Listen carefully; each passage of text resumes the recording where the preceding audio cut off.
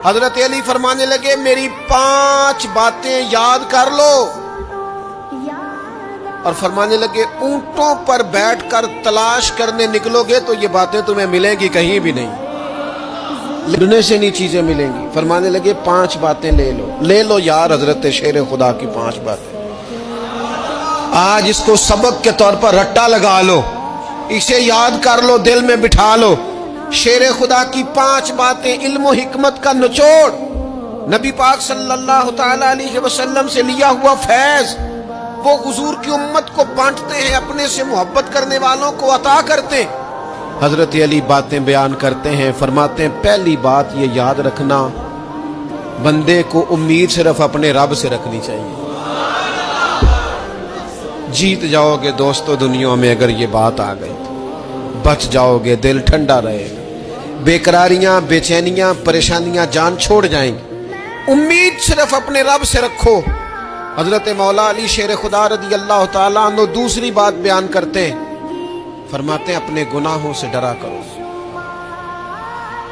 تم غریب ہونے سے ڈرتے ہو، تم تنگ دستی سے ڈرتے ہو، تم لوگوں کی دشمنی سے ڈرتے ہو، اپنے گناہوں سے ڈرو، کہیں ایسا نہ ہو کہ تمہاری نافرمانیاں رب کی ناراضگی کا سبب بن جائیں۔ اپنے گناہوں سے ڈرو۔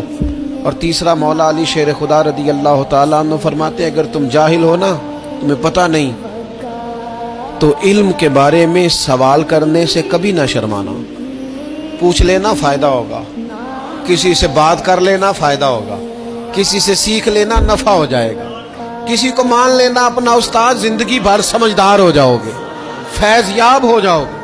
اور حضرت علی شیر خدا چوتھی بات ارشاد فرماتے ہیں یہ علماء کے لیے، فرمایا اگر عالم کو کسی مسئلے کا علم نہ ہو تو غلط بات نہ بتائے بلکہ کہہ دے واللہ اعلم، اللہ بہتر جانتا ہے۔